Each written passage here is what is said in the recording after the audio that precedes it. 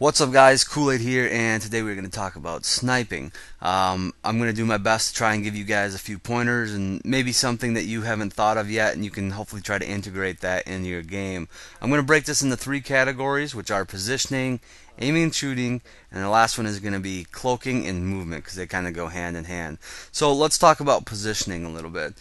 Basically, we all know that snipers want to get to a high ground. That's probably the easiest way to go about it. There are a few things I would like to add to that. First of all, having cover and blending in is almost more important than actually being to a high ground. A high ground is going to give you the ability to spot more people, have a bigger field of view, just be overall, have overall the ability to kill more people. The more people you can see, the more people you can kill, and spot, obviously.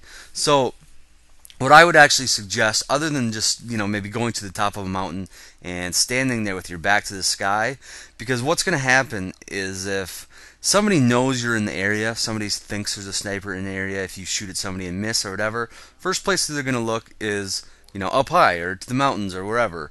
So what I would actually try to suggest is to find a spot where you can actually put some natural camouflage at your back.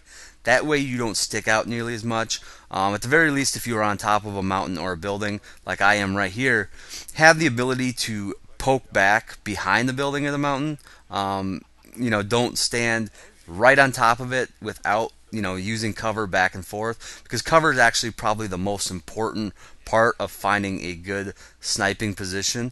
Also, to try to avoid spots with massive amount of other snipers in them. For some reason, snipers like to cling to other snipers sometimes, and this is just going to draw more attention to you, and obviously draw more attention to the other sniper. So try to avoid that. Basically, when it comes to picking your sniping spot, put a little time into it. Don't just pick the first spot that pops into your head. If you see a spot off in the distance that might take a little time to get to, but might pay off, take the time to get there. It'll probably pay off in the long run. And a lot of my long kill streaks actually come because I've taken the time out to actually find a better spot on the map, as opposed to just picking the first thing that pops in my head. Sometimes, however, you just can't get those good spots that you want, and that's where movement and cloaking starts to come into play. If you are in a bad spot, which actually happens quite often, I mean, you can't always get to that perfect spot, you're going to want to stick and move. You're going to want to kill a couple of people and then move. You don't have to move all the way across the map or anything like that, but just don't stay in the exact same spot. It's going to, typically a bad spot means people are going to know where you're shooting them from, and they're going to start focusing on that area. Also, when it comes to cloaking, we all know cloaking is not perfect in this game by any means, but at long distances, sniping ranges, it can be a very good tool. Basically, if you have some natural camouflage already, anybody without high zoom optics actually focused on you is not going to see you. The most important thing that comes with cloaking is that it's going to allow you, or not going to allow you, to be spotted. Also, it's going to clear any spot that's already on you, so therefore you're not going to have a giant red tag over your head, basically. Also, one thing I like to do when I do get in trouble, or in case I get in trouble, is I like to have a anti-personnel mine down in a specific spot, so that way if somebody does make it up to my sniper position, I can retreat back to my anti-personnel mine. A lot of the time I'll like to lay it around the corner, so if he ends up following me, he comes around the corner and it turns an easy kill for him into an easy kill for me. Another thing you can do with anti-personnel mines is, if you still have one on you, if somebody's chasing you in the same situation that we just mentioned, you can just drop one out as you're running, and often they will just run into it, not even notice that you're dropping it. Also, in these situations, you want to use your recon detect device, just to narrow down where exactly your attacker is going to be, because if somebody does close the gap on you, they will have the upper hand. Typically, if they have an assault rifle or any type of fully automatic weapon, they're going to have the upper hand in a close quarter situation. So by using your anti-personnel mines and recon detect device, you can kind of skew that more into your favor. Alright, so the last thing I want to talk about regarding movements and cloaking is sniper versus sniper battles. They happen all the time, and they typically all go down the same way. Usually you just have two snipers staring at each other, side strafing left and right. And then one of them finally hits the other one, You know, it's usually the one that stops first that gets killed.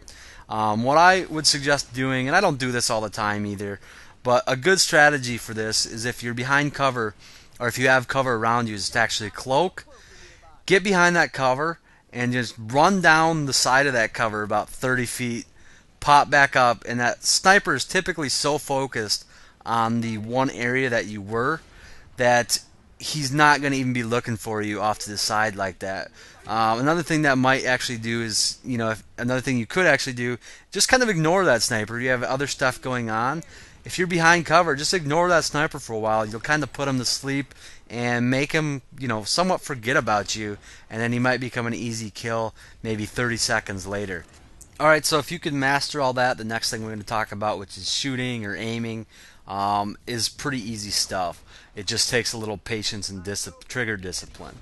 First off, I would like to say that if you're somebody like me who's coming from Battlefield 3, the hardest part to me at first, and still even sometimes now when I first log on, is actually not adjusting for bullet drop.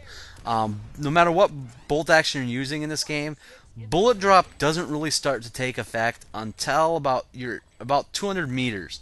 So anything in 200 meters, and you're going to kind of get a feel for this as you snipe, the more you snipe. Anything in 200 meters, just aim at the center of their skull. So many times when I'm in between that 100 and 200 meter mark, I will actually aim over their head or aim at the top of their head, and the bullet won't register. It'll actually count as being too high. So I have to kind of force myself to make sure I'm aiming at the center of their skull and not at the top of it. Now, outside of that 200 meters, you're going to want to start aiming at the top of their head or higher, obviously depending on how far out. But there isn't a lot of bullet drop in this game, and it's really easy to adjust. The other thing, the big part about shooting or sniping in this game is being patient and having trigger discipline. What I mean by this is, don't try to hit moving targets unless you absolutely feel it's necessary. Wait for your target to move. It is really hard to hit moving targets in this game, or at least hit headshots at moving targets. So try to wait for your targets to stop. If you must shoot at a moving target, I would actually suggest going for a body shot. And that's not something I suggest very often when it comes to sniping, but it's often easier to pull off 2 body shots in this game, on a moving target at least, than it is to pull off a headshot. Actually, I think it's much easier, and it's probably much smarter. Just be aware that after you land the first body shot, people have a tendency to start spazzing out and moving erratically, at least for a few seconds afterwards, to try and dodge your next sniper round, but you can kind of figure out their pattern after that. Also, if you can, try to prioritize targets. Typically, other infiltrators sniping are going to be your main target. You do not want to get counter-sniped. After that, you're probably going to want to target medics first. If you see, an easy way to see them is if they're shooting their green healing gun or reviving. You're going to want to shoot them first. And then after that, I'd probably say engineers. If you see an engineer repairing a vehicle or an engineer repairing a max, that would definitely be your next target. After that, it's kind of up in the air. But anyways, guys, that's pretty much all I got. If you got something out of this, or if you like this, please hit like. I really appreciate it. And as always, guys, thanks for watching. I'll talk to y'all later.